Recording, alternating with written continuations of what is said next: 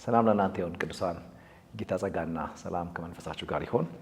ዛሬ ደግሞ በጌታ በሚሰጠን አጭር ጊዜ ውስጥ መንፈሳዊነትንና ሰማያዊ ልክነትን መጠበቅ በሚል ወይ በተገለጠው የምልልስ ዓለማችንና እንደገና ደግሞ በመንፈሳዊ የመረዳት ዓለማችን ውስጥ ልንጠብቀው ስለሚገባን ልከኝነት ጥቂት ከእግዚአብሔር ቃል አብረን የምንከፋፈልበት ጊዜያችን ነው የሚሆነው።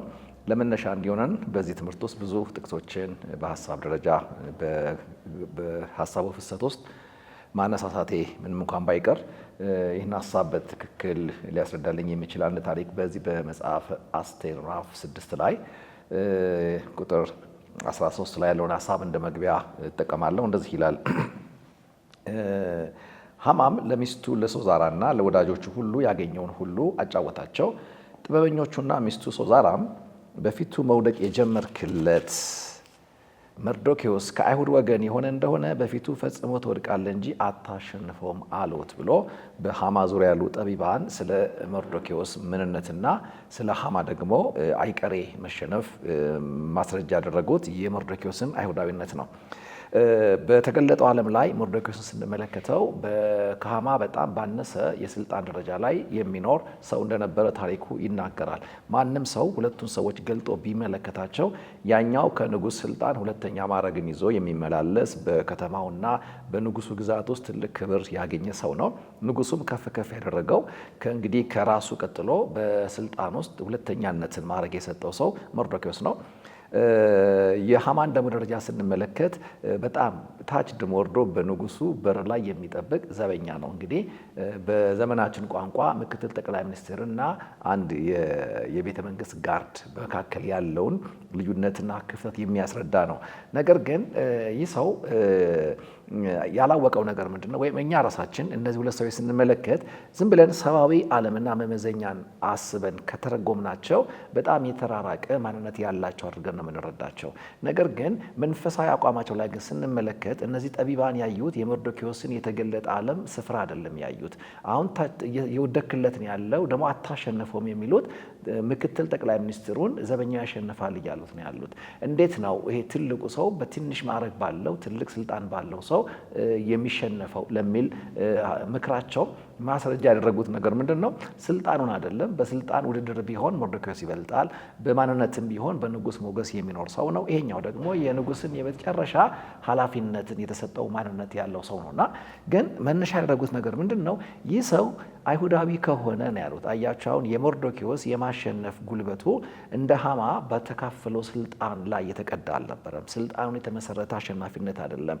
መርዶክዮስ ጋር የምትመለከቱት መንፈሳዊ ማንነቱን መነሻ ያደረገ ድልን ነው ሰዎቹ የተናገሩ ያሉት እና ሐማ በተገለጠ ዓለም ሲታይ ባለስልጣን ነው። በኪዳን ስርዓት ሲታይ ደግሞ የመለኮት ትኩረት የሌለው በጣም የወረደ ሰው ነው።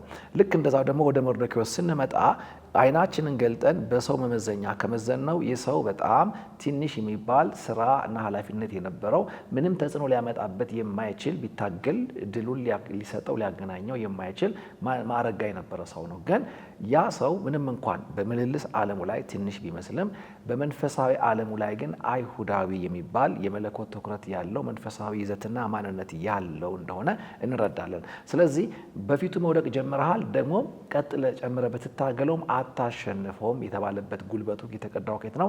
ከመንፈሳዊ ይዘቱ ነው። ስለዚህ የተገለጠ ዓለም ምልልስና የመንፈሳዊ ዓለም መረዳት የሚሉትን ነገሮች ነው ከዚህ በኋላ በደንብ ማየት የምንጀምረው። መጀመሪያ ስለ መንፈሳዊ ዓለም መረዳት ስለተገለጠው ዓለም ምልልስ ከመነጋገራችን በፊት እነዚህ መንፈሳዊ ዓለም የተገለጠ ዓለም የሚባሉት ነገሮች እነዚህ ሁለት ዓለማት አሉ ወይ? ምክንያቱም በሌለ ነገር ላይ ምንም ማሰብ ምንም መተግበር ስለማንችል መጀመሪያ ስለነዚህ መንፈሳዊ ዓለምና የተገለጠ ዓለም ስለሚባሉት የሰው አይቀሬ ነባራዊ እውነታዎች በትክክል ያልተዛነፈ እውቀትና መረዳት ጋር ራሳችን ማምጣት መቻል አለብን። ለዚህም ይመስለኛል መጽሐፍ ቅዱሳችን በመጀመሪያው ምዕራፍ ላይ ኦሪት ዘፍጥረት ምዕራፍ 1 ላይ ይህንን እውቀት ከማስተዋወቅ ይጀምራል። እንደዚህ ይላል ክፍሉ፣ በመጀመሪያ እግዚአብሔር ሰማይና ምድርን ፈጠረ ብሎ ኦሪት ዘፍጥረት ምዕራፍ 1 ቁጥር 1 አንባቢዎቹን ሁሉ ስለ ሁለት ነገሮች መገኘት እውቀት እንዲኖረው አድርጎ ከማስተዋወቅ ይጀምራል። በመጀመሪያ እግዚአብሔር ምን ፈጥሯል? ሰማይ የሚባል ነገር ፈጥሯል፣ ምድር የሚባል ነገር ፈጥሯል። ስለዚህ ሰማይ ምንድን ነው፣ ምድር ምንድን ነው የሚለውን እንዱ ቀና ብለን ከምናየው ስካይ ከሚባለው በአይናችን ከምናየው የስፔስ ዓለም ባለፈ ሰማይ የሚለው ነገር በመጽሐፍ ቅዱስ ትምህርት ውስጥ እያነበብን መጽሐፍቶችን ከመጽሐፍ ወደ መጽሐፍ እየመጣን ከኪዳን ወደ ኪዳን በተሻገርን ቁጥር ሰማይ የሚለው ነገር የመለኮት አገዛዝ፣ የመለኮት ኤግዚስታንስ፣ የመለኮት ህላዌ ያለበት የእግዚአብሔር ፈቃድ ገቨርን የሚያደርግበት የነገሮች ሁሉ ምንጭ የሆነው የእግዚአብሔር ማንነትና አገዛዝን ወክሎ ያልቃል መጽሐፉ ላይ።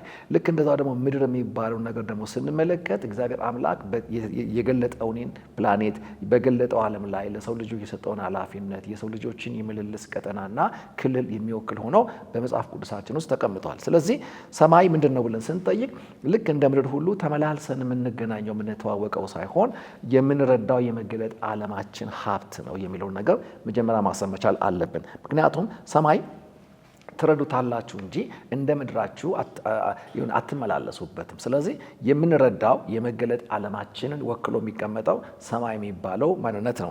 ይሄ እንግዲህ የመገለጥ ዓለም የሚባለው ነገር በመረዳት ብቻ የምናስተውለው ብቻ ሳይሆን ማንነታችን የተቀዳበት ልካችን ሳይዛነፍ የሰፈረበት እኔና እናንተ ለመገለጥ የመነጨንበት ሶርሳችን እንደሆነም አብረን ጨምረን ማሰብ መቻል አለብን። ምክንያቱም የሰው ያልተዛነፈ ማንነቱ መገኛው ስለሆነ የምልልስ ዓለማችን ምንጊዜም ማንነታችንን በሙላት ይገልጠዋል ማለት አለመሆኑንም አብረን ማሰብ መቻል አለብን።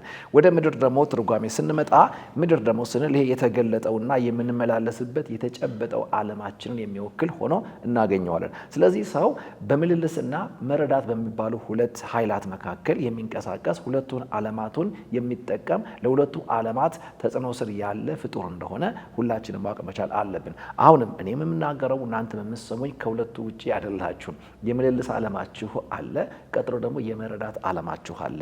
ምንጊዜም የመረዳትና የሀሳብ ዓለማችን መልክ የሚገለጠው በተግባርና በምልልስ ዓለማችን ላይ ነው የሚለውንም መርሳት የለብንም። ሁልጊዜ ሰው ከመመላለስ አይጀምርም። ምልልሳችንን የቀደመ መረዳት የሚባል ነገር አለ። ምክንያቱም ሰው ምልልሱን የሚቀዳው ምልልሱን የሚያስተካክለው ምልልሱን የሚወስነው ከመረዳቱ አይነት ተነስቶ ስለሆነ፣ ስለዚህ እግዚአብሔር አምላክ ሊያመላልሰን ገልጦ ሊያመላልሰን በተገለጠው ዓለም ላይ ሰውን ከመልቀቁ በፊት አስቀድሞ መንፈሳዊ የሚባል ማንነታችንን ሙሉ ከማድረግ ጀምሯል እና በሰማያዊ ወይም በመንፈሳዊ ዓለም ላይ ያለን ቁመና በተገለጠው ዓለማችን ላይ የሚኖርንን መልክ ይወስነዋል እያልኳችሁ ነው ያለሁት። ሰው ዝም ብሎ አይመላለስም፣ ዝም ብሎ አይናገርም፣ ዝም ብሎ አይወስንም።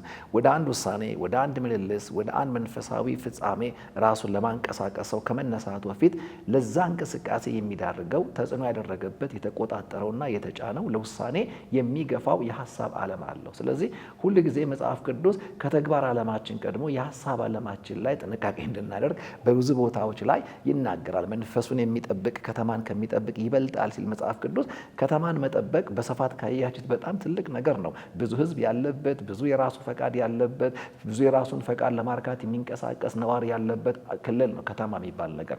እሱን መጠበቅ ይቀላል ይላል። ሰው አንድያ ማንነቱን ወደ ውስጥ መግዛት፣ ወደ ውስጥ እንደ መንፈሳዊ ዓለም ስርዓት ማስገዛት፣ ማውጣት፣ መግባት መቻል የሚባለውን ለማርካት የሚሄድበት ዘመቻና ከተማን ለመጠበቅ የሚሄድበት ዘመቻ ክብደቱን ያመዛዘነው የውስጣችን ዓለም ምን ያህል ከባድ እንደሆነ ያስረዳበት የመጽሐፍ አገላለጥ ነውና ከተማን መጠበቅ ምናልባት በሰው ዓለም ካያችሁት ከባድ ሰፊና በጣም አስቸጋሪ ነገር ነው።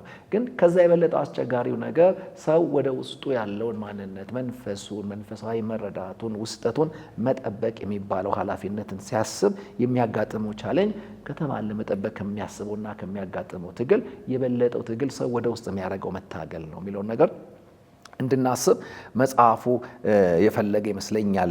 በሰለሞን ቋንቋ እንግዲህ ምልልሳችን በመንፈሳዊ ዓለማችን ፈቃድ አይነት ይወሰናል የሚለውን ነገር ደግሞ ቀጥሎ የኤፌሶን መጽሐፍ ምዕራፍ 2 ላይ ያለውን ሀሳብ ስንመለከት በጣም የሚገርም ነገር ነው የሚናገረው። ይህን የኤፌሶን መጽሐፍ አስተውለን አንብበነው ከሆነ ምናልባት አሁንም እየተናገርኩም ቢሆን ወይ ደግሞ ከዚህ ትምህርት በኋላ በቤታችሁ ቁጭ ብላችሁ ምዕራፍ 2ን ከቁጥር 1 ጀምራችሁ በጣም የምታነቡት አንድ አስደንጋጭ ነገር ነው የሚናገረው። ይህ አንድ ስልጣን ያለው በአየር ላይ ስልጣን ያለው አለቃ ፈቃድ የሚባል የሚባል አንድ ፈቃድ አለ። መንፈሳዊ ዓለም ላይ ነው ያለው፣ ገልጣችሁ አታዩትም። ነገር ግን የማይታየው መንፈሳዊ ዓለም ላይ በስልጣን የሚንቀሳቀሰው ሰማያዊ ኃይል በተገለጥነው በእኛ ዓለም ላይ ግን ኮንታክት የሚያደርገው ራሱን ከኛ ጋር ኮንታክት የሚያደርገው ፈቃድ በሚባል ማንነት በኩል እንደሆነ ክፍሉ ይናገራል። እና ምንድነው የሚለው?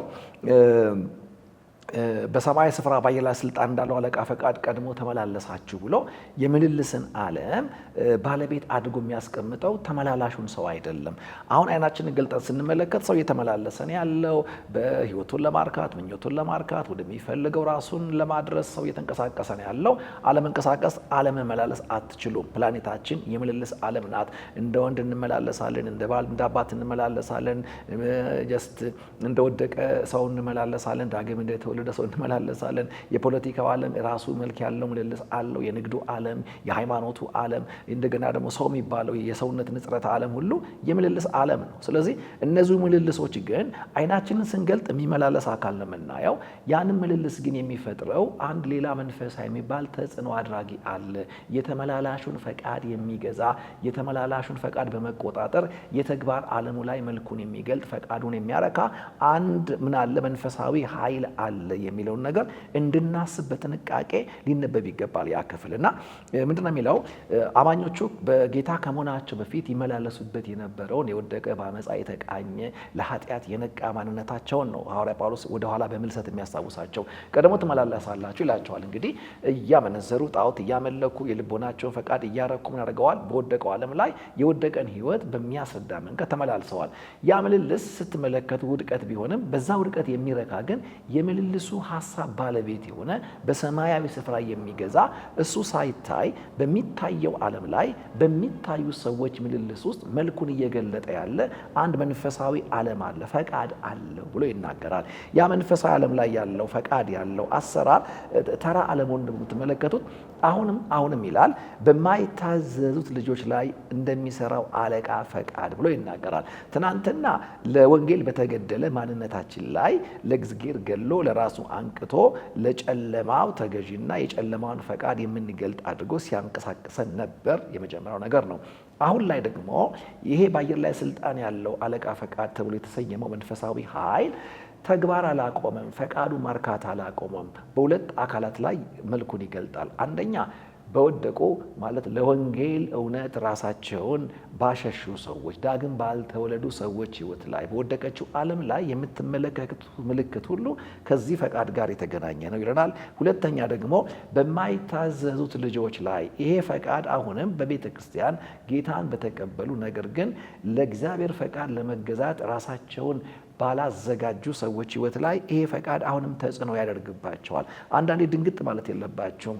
አንዳንድ ጊዜ በመንፈሳዊ ዓለም ላይ መንፈሳዊነትን የማያስረዳ ምልልስ ቸርች አካባቢ ስትመለከቱ መደንገጥ የለባችሁ። ምክንያቱም ለእግዚአብሔር ፈቃድ ለመገዛት ያረፈዱ ሰዎች ሁሉ በሌላ አማርኛ ለዛኛው ፈቃድ መገዛታቸው ነው። አንድ ነገር ማወቅ አለብን።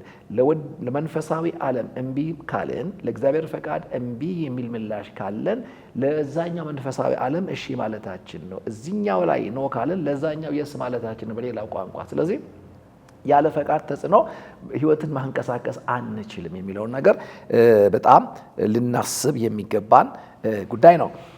እንግዲህ ምልልሳችን በመንፈሳዊ ዓለማችን ፈቃድ ላይ ምን አለው? ተጽዕኖ አለው። ምልልሳችን የሚወስን መንፈሳዊ አቋማችን አለ የሚለውን የኤፌሶኑ መጽሐፍ ያስረዳናል።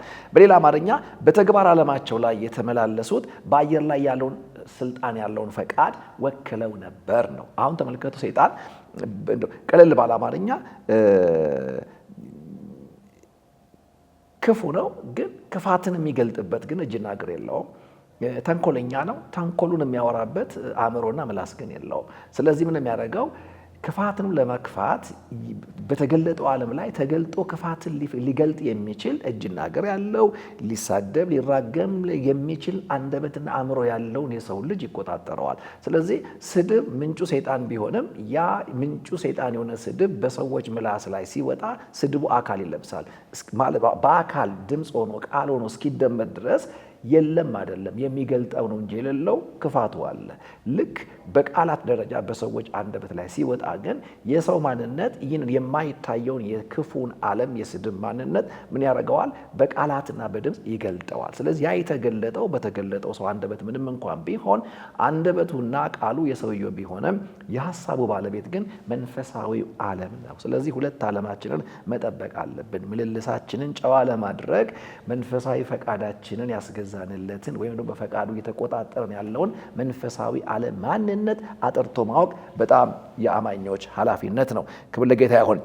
ኦኬ እንግዲህ በመንፈሳዊ ዓለማችን ውስጥ የሚኖረን ልከኛ መልክ በገሃዱ ዓለማችን ላይ ለሚኖረን ተግባራዊ ምልልስ ጉልበት ነው እያልኳችሁ ነው ያለሁት። ልድገመው። በመንፈሳዊ ዓለማችን ውስጥ የሚኖረን ልከኛ ምልልስ ማለት ከእግዚአብሔር ቃል ጋር ከመንፈስ ቅዱስ አሁናዊ ምሪት ጋር የሚኖረን ተግባቦት እንደ ሰዎች በሰው ልጆች ዓለም ውስጥ ተገልጠን የምንገልጠው መንፈሳዊ ምልልሳችንን ምን ያደርገዋል? ተግባራዊነቱን የእግዚአብሔርን ፈቃድ የሚመስል ምልልስ ይዘን እንድንገኝ መሰረትና ጉልበት ነው የሚለውን ማሰብ አለብን። አንዳንድ ሰዎችን እስቲ እንመልከት። ለምሳሌ የተግባር ዓለማቸውና መንፈሳዊ ተጽዕኗቸው መካከል ትልቅ ተጽዕኖ ያመጡ በመጽሐፍ ቅዱሳችን ውስጥ አንዳንድ ሰዎችን ለማየት እንሞክር። ለምሳሌ ቅድም መነሻ ያደረግነው መርዶክዮስ በጣም ደስ የሚል ማንነት ያለው ሰው ነው። ምክንያቱም በተገለጠ ዓለም ትንሽ ቦታ ነው ያለው። መንፈሳዊ ዓለም ግን የሚገዛው ለማን ነው? ለእግዚአብሔር ዓለም ነው። ተመልከቱ። በበር ዳር ላይ ቁጭ ብሎ የሚጠብቀው የነገስታትን ካምፕ ነው የሚጠብቀው። ነገር ግን ያ የወደቀው የንጉሱ ጣዖት አምላኪነትና የወደቀ ስርዓት ግን የሚገዛው ሰው አልነበረም። ምክንያቱም ጥሎም የጀመረው እዛ ጋር ነው። የሚጠብቀው የንጉሱን በር ነው። ነገር ግን ከእግዚአብሔር ፈቃድ ጋር የተጣላውን የንጉሱን ፈቃድ ግን ሲያረካ አትመለከቱም። ከመርዶክዮስ ውጭ ያሉ በስራ እኩያው የሆኑት ሰራተኞች ሐማ ሲወጣ ብድግ ብለው ይሰግዱለት ነበር። አሁን ተመልከቱ። እነዚህ ሰዎች ለሰው መስገድ የሚባለው ነገር በሕግ የሚከለክል መንፈሳዊ ስርዓት የቀደመ መንፈሳዊ እውቀት የላቸውም። መርዶክዮስ ግን ማንም ይውጣ በዛ በር ማንም ይግባ በዛ በር እንደ ሰው የሚመጥነውን ህይወት ይዞ ነበር የሚቀመጠው እንጂ ባለመናወጥ ቁጭ ብሎ ያሳልፈው ነበር። አሁን ሰውየው የተረዳው ንቆኛልን ነው። ነገር ግን መርዶክዮስ ይህንን ያልሰገደው ሐማን በመናቅ ሳይሆን መንፈሳዊ ዓለሙን በማርካት ላይ የማይደራደር መንፈሳዊ ቁመና የነበረው ሰው ስለሆነ መንፈሳዊ ዓለሙን ለመጠበቅ ያለው ወኔ ተግባር ነው እየተገለጠ ያለው። ስለዚህ ሁል ጊዜ መንፈሳዊ ዓለማችንን የሚፈታተኑ የሚጎናተሉ የምልልስ ዓለማችን ላይ ሰልፎች እንደሚኖሩ ማሰብ መቻል አለብን። አንዳንድ መንፈሳዊ ተጽዕኖዎቻችን መንፈሳዊ የእግዚአብሔርን ፈቃድ ለማርካት ባለን ጭካኔያችን በኩል የሚተናኮሉን የሚገናኙን ጊዜያዊ ፈተናዎች መሆናቸውን መርሳት የለብንም። ዳዊትን እንመልከት። በዳዊት ተለቅማ በወንጭፍ የተወረወረች ጠጠር ትመለከታላችሁና ትልቅ ተጽዕኖ ማምጣት የቻለችው የዳዊት በእምነት ዓለሙ ላይ በነበረው ልከኛ መልክ በመታገዙ ጭምር እንጂ የሆነ በጣም ተደጋግሞ ወንጭፍ የመወርወር ታሪክ የነበረው በጣም ጉልበተኛ ስፔሻል ወርዋሪ ስለሆነ አይደለም። በአይነቱም የተለየ ድንጋይና ጠጠር ስለወነጨፈ አይደለም። ለየት ያለ መሳሪያ ስለነበረው አይደለም። የተለመደ ወንጭፍ ነው። የተለመደ እረኝነት ነው። በማንኛውም ሰዓት ይህን ተግባር በሕይወቱ ደጋግሞ አድርጎታል። ነገር ግን ያቺ ተራ በሆነች በተለመደች ወንጭፍና በተለመደ ድንጋይ አንድነት የተወረወረ ጠጠር በሚደንቅ ሁኔታ ትልቅ ታምርና ታሪክ የወጣው ትውልድ ሁሉ የተቀባበለ እንዲናገረው አገር ሁሉ ትኩረት ሰጥቶ በዜማ እስኪያደናንቀው ድረስ የሆነን ተጽዕኖ እንዴት ፈጠረ ብለን ስንጠይቅ ሚስጥሩ ወንጭፉም አይደለም፣ ጠጠሩም አይደለም። ወንጭፉ ወንጫፊው ከወንጭፉ ከጠጠሩ ሳይሆን ወንጭፉና ጠጠሩን ይዞ ካንቀሳቀሰው ከዳዊት ግላዊ የእምነት ማንነት ጋር የሚመዛዘን በዛ ሊለካ የሚገባ መሆኑን ከታሪኩ ማየት እንችላለን። ለምሳሌ በወንጭፍ መወርወር ለዳዊት የተለመደ ተግባሩ ሲሆን የዛሬው ለየት ያደረገው የሰማይ ትኩረት ማግኘቱ ነበር። አሁን ይሄ ስራ በዳዊት ሕይወት ተደጋግሞ በትናንትናው ላይ ተሰርቷል። ዛሬ ያንን ትልቅ ድል ያመጣው ደጋግሞ በመወርወር ባመጣው ልምዱ አይደለም፣ በዛ ልምዱ አይደለም፣ መንፈሳዊ ትኩረት ማግኘቱ ነው። አንዳንድ የተገለጠ ዓለም ድላችን የልምዳችን መዳበር ውጤት አይደሉም፣ የመለኮት ትኩረት ማግኘታችን ውጤት ናቸው። ይሄ ማሰብ አለብን። የተለመደው ልምምዳችሁ ያልተለመደ ውጤት እንዲኖረው የሚያደርገው የድርጊት ልምምዳችሁ እውቀት ሳይሆን ሰማያዊ አቋማችሁ ነው እያልኳችሁ ነው ያለሁትኝ።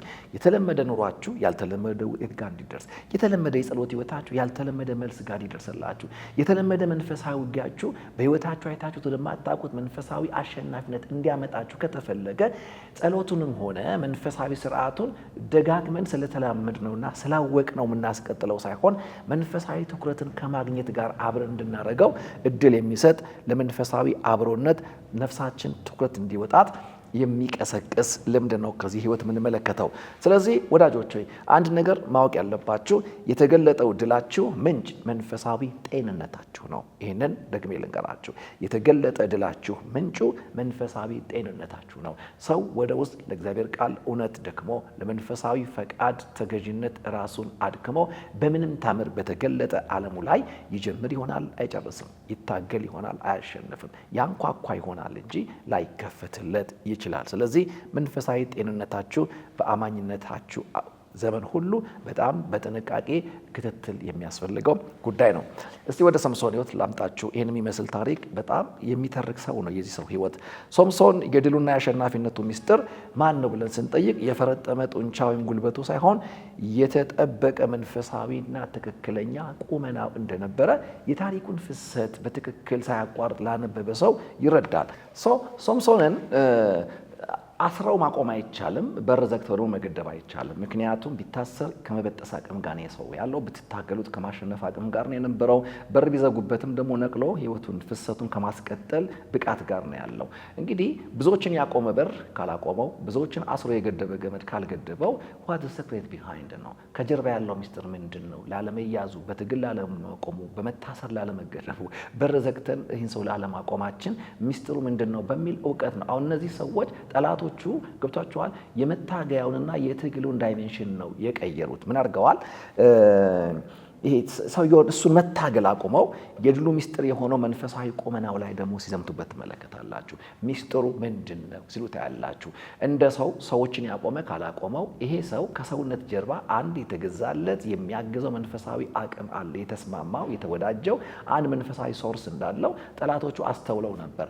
ወዳጆቼ ይሄ ለአሁኑ ዘመን አማኞችን በጣም በጣም በጣም ደውል ነው ብዬ አስባለሁ። በህይወታችሁ ላይ የታገዛችሁበትን ሶርስ ሰይጣን ሁል ጊዜ ይዋጋዋል። የተገለጠ ዓለማችሁ መስተካከል፣ የትዳራችሁ መስተካከል፣ የህይወታችሁ ጤንነት፣ የቢዝነሳችሁ በሰላማዊ መንገድ መፍሰስ ሁል ጊዜ ከጀርባ ሰፖርት የሚያደርገው ሞገስ የሆነለት የሚጠብቀው የትኛውም እርግማን በህይወታችሁ እንዳይሰራ፣ የትኛውም ብዙዎችን ያቆመ መርገምና ሟርት እናንተን እንዳያቆማችሁ ስለ እናንተ የሚተጋ ሳይታይ ነገር ግን በሚታይ ዓለማችሁ ላይ ለድላችሁ የሚተባበር የሚዘምት መንፈሳዊ ዓለም እንዳለ ሰይጣን ያውቃል። ስለዚህ በመንፈሳዊ ዓለም መታገዛችሁ እስካልተቋረጠ ድረስ በምልልስ ዓለማችሁ ላይ ታግሎ የሚያቆማችሁ የለም። ስለዚህ ሰይጣን የምልልስ ዓለማችንን መረበሽና ማቆም ሲፈልግ እንዳንቆም የምንታገዝበትን መንፈሳዊ ዋንስ አብሮነትና ተግባቦት በተለያየ አይነት መንገድ ለማዛነብ ይዘምታል። ስለዚህ ሶምሶን ሰማያዊ ዓለሙ ላይ ሲዛነፍ የተገለጠ ዓለሙ ላይ በቀላሉ የሚሸነፍ ሰው ሆኖ ታገኙታላችሁ። ታስሮ ያልቆመ ሰውዬ ማለት ነው። በር ዘግተውበት በር ነቅሎ የሄደ ሰውዬ ሺህ ሆነው መጥተው እንደ ተራ ገብቷቸዋል። እንደ ተራ አንድ ብቻውን ሆኖ ሺዎችን በቀላሉ በአህያ መንጋጋ የሆነ ሲበትን የነበረ ሰው 300 ቀበሮ ይዞ የጠላቶችን እርሻ በአንድ ጀንበር ያቃጥል የነበረ በጣም ጃይንት የነበረ ይህ ሰው በሚገርም ሁኔታ በቀላሉ ሲሸነፍ ታያላችሁ። ያው የተገለጠ ዓለሙ ላይ ነው። ትናንትና ደጋግሞ ያሸነፈበት የተለመደ ዓለሙ ላይ የተለመደና የታወቀ መንደሩ ላይ ይሄ ሰውዬ ባልተለመደ መንገድ ምን ሲሆን ታያላችሁ? ክብሩን ሲቀማ አይኑ ተጎልጉሎ እስኪወጣ ድረስ የጠላት መጫወቻ ሲሆን ትመለከታላችሁ። ሚስጥሩ ምንድን ነው ስንል የጡንቻው መድከም አይደለም። ከጀርባ ሆኖ ሲያግዘው ከነበረው መንፈሳዊ ማንነቱ ጋር የነበረውን አንድነት በጥንቃቄ ለማስቀጠል ባለመቻሉ ያጋጠመው ጉዳይ ነው። ይሄ በጣም የሚያሳዝን መንፈሳዊ ዓለምን ትኩረት በመንፈግ ወደ አማኞች ሕይወት የሚጠጋውን ውድቀት የሚያስረዳ የኋላ ታሪክ ነው። የእስራኤል ልጆችም ይህን የሚመስል ታሪክ ነው በዚህ በታላቁ መጽሐፍ ውስጥ ለውለን ያለፉት። በቁጥር ትንሽ እንደሆኑ ታሪካቸው ይናገራል። በጣም ትንሽ ናቸው። ግዛታቸውም ትንሽ ነው። የጦር ቁጥራቸው በጣም ትንሽ ነው። ነገር ግን አንዳንዴ በህይወታቸው ያለፉትን ጦርነቶች ስንመለከት በጣም እንደ ባህር ዳር አሸዋ ከበዙ ጠላቶቻቸው ጋር ተደጋጋሚ ጦርነት እንዳደረጉ መጽሐፍ ቅዱሳችን ይናገራል። እና የበዛ ጠላታቸውም ድል የማድረጋቸው ሚስጥር ታዲያ ምንድን ነው ብለን ስንጠይቅ ከሚታየው ዓለም ገብቷቸዋል የጦር ብዛት ጋር የተገናኘ ሳይሆን ከሰመረና ከተስተካከለ ለእግዚአብሔር ሕግ ለመገዛት ከፈቀደ መንፈሳዊ ልከኝነታቸው ጋር ሆኖ እናገኘዋለን። ድላቸው ሁል ጊዜ ከመንፈሳዊ ዓለማቸው ከእግዚአብሔር ጋር ካላቸው ጤናማ አብሮነት ጋር ሁል ጊዜ የተገናኘ እንደሆነ ታሪካቸውን ማየት ያስፈልጋል። እነዚህ ሰዎች ከመለኮት ጋር በተስማሙበት ዘመን ሁሉ በተገለጠው ዓለማቸው ላይ ብርቱ ነበሩ፣ አሸናፊ ነበሩ። ትንሽ ሆነው ትልቅ ይጥላሉ። በቁጥር ትንሽ ሆነው በቁጥር የበዛ ሰራዊት ይበትናሉ። በጣም የሚገርም ታሪክ አላቸው እና ይሄ በጣም አስደናቂ የሆነ የእስራኤላውያን የድል ታሪክ ሶርስ ነው። መንፈሳዊ ማንነታቸው በተጠበቀ ቁጥር የትኛውንም የተገለጠ ዓለም ጦርነት ገጥመው ያሸንፉ ነበር። እነዚህን ሰዎች እንግዲህ ለማሸነፍ ካስፈለገ ምንድን ነበር ጠላት በሕይወታቸው ላይ አንዳንዴ በቁጥር ትንሽ የሆኑ ድሎችን ያገኘው በምን በኩል ሄዶ ነው የሚለውን ነገር የሚያስረዳን ስለ በለዓም ምክር የተጻፈውን መጽሐፍ ስናነብ ነው። ያ በጣም የሚገርመኝ ታሪክ ነው። ምንድን ነው የሚለው? በፊቱ ያገኘውን ሁሉ እያሸነፈ የመጣ የእስራኤል ሕዝብ በጦርነት ለማቆም እንደማይቻል ያስተዋለው ንጉሥ አንድ ነገር አድርጎ ነበር።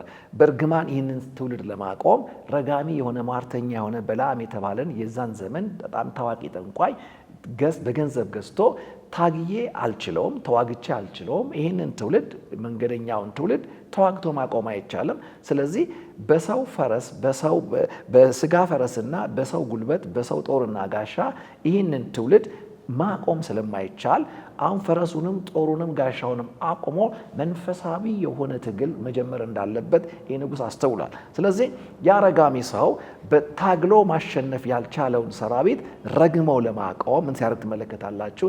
ሲዘም ትመለከታላችሁ። የመንፈሳዊ ዓለም መስተካከል የተገለጠ የምልልስ ዓለም ትግላችሁን ብቻ ሳይሆን የመንፈሳዊ የክፉ ዓለማት እርግማንንም ጨምሮ የሚከላከል መሆኑን ከዚህ ታሪክ ትመለከታላችሁ። ብዙ ቦታ ረግሞ የተሳካለት ይሄ ሰው ዛሬ ግን ረግሞ ስኬቱን በቀላሉ ማርካት አልቻለም። ምክንያቱም ሊራገም ሲል ሟርትና ድግምት የማይሰራበት አንድ ሰው ሆኖ ያገኘው። ማህበረሰቡ ተዋግተህም አታሸንፈውም፣ ረግመህም አታቆመውም፣ እርግማን አይሰራበትም፣ የሰዎችም ትግል አያቆመውም። በጣም የሚገርም ነው።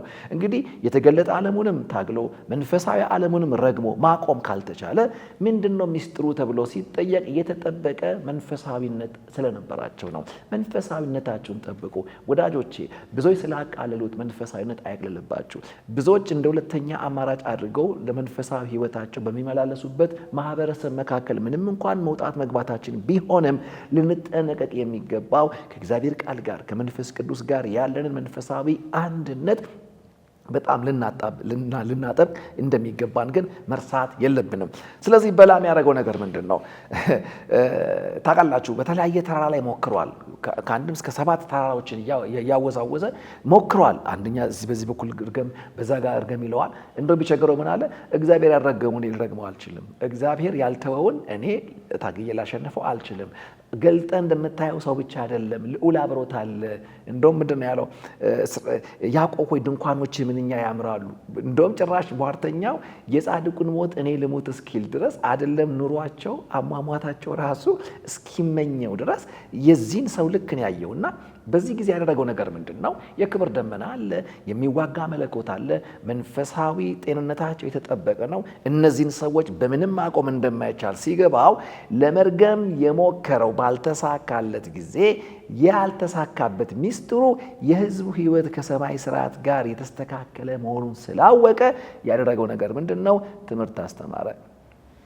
ይህን ሕዝብ ለማሸነፍ አስቀድሞ መታገል ሳይሆን አስቀድሞ መርገም ሳይሆን ከሰማይ ጋር ማጣላት ብቸኛው መንገድ መሆኑን በመረዳት ሕዝቡን ከአምላኩ ጋር ያጣላቸው ዘንድ የሞዓባውያንን ቆነጃጅቶች ሁሉ ወደ ማህበሩ ላከባቸው ይላል። አሁን አይታችኋል። ቀስት አላቀም፣ ጦር አላቀም፣ እርግማን አይደለም የላከው። አሁን ታርጌቱ ምንድን ነው? እነሱን ለማቆም እንዳይቆሙ የሚረዳቸው ኃይል ጋር ማፋታት የሚባለው ነገር የጦርነቱ ታርጌት ሲሆን ትመለከታላችሁ። ወዳጆቼ ምን እያልኳችሁ ነው? መንፈሳዊነታችሁ የትግል ታርጌታችሁ ነው። ጊዜ መርሳት የለባቸውም። ዋናው እኛ ብዙ ጊዜ ተክተን የምንዋጋው የተገለጠ ዓለማችን የተረበሸ የመሰለን ጊዜ ነው። በቃ ጾም ጸሎት የምንገባ መዋጋት የምንጀምረው። በሰላሙ ጊዜ ከእግዚአብሔር ቃል ጋር እንዴት ነን? ከቤተ ክርስቲያናችን ጋር እንዴት ነን? ከመንፈሳዊ ዓለማችን ጋር እንዴት ነን? ይሄ በጣም ትኩረት ሊሰጠው የሚገባ ጉዳይ ነው። ምክንያቱም የተገለጠው ዓለማችሁ ስኬት ከመንፈሳዊ ዓለማችሁ ካለው ጤናማነት ጋር የተቆራኘ ከሆነ የተገለጠውን ለማደፍረስ የሚፈልግ ሰይጣን የተገለጠው የእናንተ ዓለም ውበት የተቀዳበትን ምንጭና ሶርስ ምን ያደርገዋል? አታክ ያደርገዋል። ስለዚህ በሚያሳዝን ሁኔታ እነዚህ የሞዓብ ቆነጃጅቶች ወደ እስራኤል ጉባኤ ገቡ። እያንዳንዱ እስራኤላዊ ቅድስናውን ተወ፣ ከሞዓብ ሴቶች ጋር አምልኳቸው ማምለክ ጀመሩ። ራሱ እግዚአብሔር ባለበት እግዚአብሔርን ትተው የሞዓባውያንን አማልክት ማምለክ ጀመሩ። ጉባኤያቸውን ተካፈሉ። ሊበሉም ሊጠጡም ሊዘፍኑም ተነሱ። እንደዚህ ባለ ጊዜ እግዚአብሔር ቁጣው ነደደ። ይኸውላችሁ መንፈሳዊነት በተዛነፈ ጊዜ ነፍሳችን ከእግዚአብሔር ጋር ማበር አቁማ አጌንስ ከእግዚአብሔር ጋር መሆን ስትጀምር የሚዋጋ ሰይጣን አላስፈልጋቸውም። ራሱ እግዚአብሔር ጠላት ሆኖ ተነሳባቸው ነው የሚለው። አንዳንድ ጊዜ መንፈሳዊ ስንፍናዎቻችንና ኬርለስ መሆናችን ሰይጣንን ብቻ ሳይሆን በቁጣ ወደኛ የሚያንቀሳቅሰው ራሱ መንፈስ ቅዱስንም በእኛ ላይ በሐዘን ሊያንቀሳቅሰው እንደሚችል ማወቅ መቻል አለብን። ልብ አድርጉ። መንፈሳዊ ጤናማነት የተገለጠ ዓለማችሁ ድል ነው። መንፈሳዊ ጤናችሁ የተገለጠ ዓለማችሁ ላይ ነው ማስረጃውን የሚስለው። ስለዚህ የተገለጠ ዓለም ጤናማነት የተስተካከለ የማይታይ መንፈሳዊ ዓለም ጤናማነት መልኩ ነው። ይህን ማወቅ አለብን። ስለዚህ ድላችሁ ያለው መንፈሳዊ ህብረታችሁ ስለሆነ በርዕሳችን እንደተነጋገርነው ሰማያዊነትና መንፈሳዊ ዓለማችንን አጥብቀን ከሁሉ በፊት መጠበቅ መቻል አለብን። እንደ መዝጊያ ጢሞቴዎስን የተመከረውን ምክር በጳውሎስ የተመከረውን አንደኛ ጢሞቴዎስ ላይ የተመከረውን ምክር እንደ መዝጊያ ማድረግ ፈልጋለሁ። ትላቸዋል ሐዋርያ ጳውሎስ ወደ ጢሞቴዎስ በጻፈው መልእክቱ ላይ ሁለት አቅጣጫዎች ላይ በጣም ይመክረዋል። አንደኛ ከሽማግሌዎች እጅ መጫን ጋር በትንቢት የተቀበልከውን በአንተ ውስጥ ያለውን የጸጋን ስጦታ ችላ አትበለው ብሎ ይነግረዋል። ለምን? ትልቅ ኃላፊነት ላይ ነው ይሄ ልጅ ያለው። በዛ ዘመን የነበረችውን የኤፌሶንን ቤተክርስቲያን በመጋቢነት እንዲያስቀጥል ነው ጳውሎስ አስቀምጦት ሄደው። በጳውሎስ የታመነ ህይወት አለው ይሄ ሰው። እድሜው ትንሽ ምንም እንኳን ቢሆን ያችን በጳውሎስ የተመሰረተች ታላቋን ቤተክርስቲያን ሊመራት ይችላል። የተጀመረችበትን የክርስቶስን ህይወት አስተውሎ ሊያስቀጥላት፣ በጤናማ እውነት ሊጠብቃት፣ ከሐሰት ሊጠብቃት፣ ከክፉ ልምምድ ሊያስመልጣት ይችላል ብሎ ታምኖበት የተቀመጠ ሰው ነው። ይሄ ነገር ግን ስኬታማ እንዲሆን ሐዋርያ ጳውሎስ የሚመክረው ምንድን ነው? መንፈሳዊነቱን ነው። ወደ ውስጥ ጥንቃቄ አድርግ፣ ችላ አትበል። ምክንያቱም ውድቀት የሚጀምረው ውስጥን ችላ ከማለት ነው። ጸሎታችሁን፣ ህይወታችሁን፣ መንፈሳዊ ባህሪያችሁን ችላ ማለት የውድቀት የመጀመሪያው በር ሲከፈት የሚታይ አንዱ ምልክት ነው እና ያነቃቀዋል። ችላ እንዳትል፣ ወደ ውስጥ እንዳትል፣ ችላ እንዳትል። ምክንያቱም ይሄ አንተ ውስጥ የተቀመጠው አንደኛ የጸጋ ስጦታ ነው። መንፈሳዊ መጠጋት ነው። መንፈሳዊ አብሮነት ነው። በትንቢት ነው የመጣው። ከሽማግሌዎች እጅ መጫን ጋር ነው የመጣው። ውስጥን የሚያነሳ ነው። ከእድሜህ ያለፈ የሚሰራብህ ነው። ከተገለጠው ዓለም ቁመት ያለፈ ሞገስ የሚሆንህ ነው። አንዳንድ ጊዜ ይህንን ወደ ውስጥ የከሳ ማንነት ይዘን ውጫችንን በመሸላለም ትልቅ በማስመሰል በቃ የተለየ አይነት አለባበስና አበጣጠር አነጋገር ስልትን በመከተል የተገለጠ ዓለማችንን ሙሉ ልናደርገው አንችልም። በእድሜ ትንሽ ነው ጢሞቴዎስ። ይሁን እንጂ የተገለጠ ዓለም ትንሽነቱ በሌሎች እንዳይናቅበት ሐዋርያ ጳውሎስ የመከረው ምንድነው?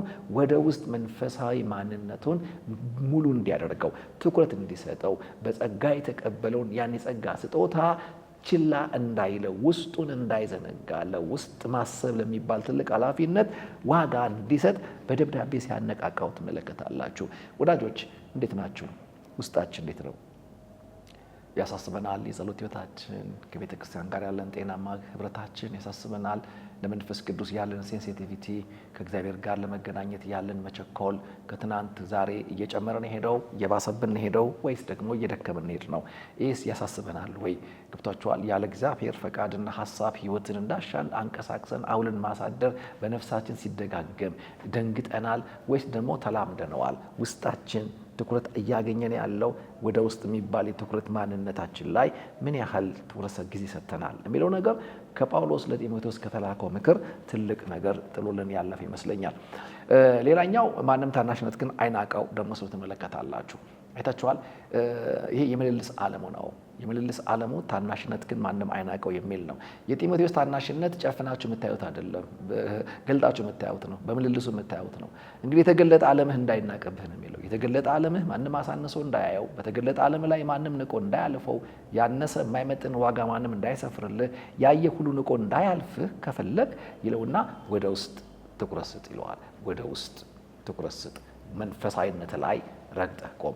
ሰው ወደ ውስጡ ጤናማ ከሆነ ከእግዚአብሔር ቃል ጋር ያለውን ህብረት፣ ከመንፈስ ቅዱስ ጋር ያለውን ህብረት፣ መንፈሳዊ ዓለሙ ላይ ያለውን መስተካከል ሁል ጊዜ በንቃት የሚከታተል ከሆነ እመኑኝ፣ መተለቅ ሳያስፈልገው፣ እንደ ዳዊት ሚሳኤል መተኮስ ሳያስፈልገው፣ በሚወረውራት ጠጠር ሀገር የሚያሳርፍ ድል ጋር ይደርሳል። እንደ መርዶኪዎስ ቤተ መንግስት መግባት ሳያስፈልገው ደጃፍ ላይ ተቀምጦ ጠቅላይ ሚኒስትሩን ያሸንፋል። አያችሁ፣ ሁል ጊዜ መንፈሳዊነታቸውን የሚጠብቁ ሰዎች በተገለጠ ዓለማቸው ላይ የጊዜ ጉዳይ እንጂ ድል የነሱ ነው፣ ስኬት የነሱ ነው። መንፈሳዊነታቸውን ለመጠበቅ ትኩረት የማይሰጡ እንደ ሶምሶን ያሉ ሰዎች መጀመሪያቸውን ተመልከቱ። ሀገር ያነቃነቀ እንደ ህዝብ ማንም ያልተቋቋማቸው እስራኤልን ብቻውን ወክሎ 40 ዓመት ያሳረፈ ማንነትና ታሪካቸው በሚያሳዝን ሁኔታ ወድቆ ፍጻሜውን ታዩታላችሁ። ስለዚህ የተገለጠ ዓለም ድላችሁ የመንፈሳዊ ዓለም መስተካከላችሁ ውጤት ነው። የተገለጠ ዓለም ድላችሁ ከመንፈሳዊ ዓለም ጋር ባላችሁ በሚኖረን የተዛነፈ ምልልስ በኩል ያገኘን እድል ባገኘ በጠላታችን በኩል የተፈጠረ ጥቃት ነው። ስለዚህ የተገለጠው ላይ ማልቀስና መሳቅ አቁሙ። ድላችሁ አሁን ካለ ብዙም አትሳቁ፣ ተሸንፋችሁም ከሆነ ብዙም አታልቅሱ። ሁለቱንም ትታችሁ ድል ከሆነ ያለው በድሉ ከመዝናናት ይልቅ ይሄ ድል እንዳይቋረጥ ወደ ውስጥ ትኩረት ሰጥተን መንፈሳዊነትን እናስቀጥል። በተገለጠው ዓለም ነገር አልተሳካም፣ ወድቀናል፣ የኛ የሆነ ሁሉ ሁሌ ይጠቃብናል በሚሆነው እያዘናችሁ ልባችሁ አይውደቅ፣ ወደ መንፈሳዊ ዓለም ተመለሱ። ዳዊት በአምላኩ በእግዚአብሔር ልቡን አበረታ እንደሚል ወደ ውስጥ ልባቸውን ያበረቱ፣ መንፈሳዊነታቸውን ለመጠበቅ የተጉ ሰዎች በተገለጠው ዓለም ላይ ድል የነሱ ነው። ሻሎም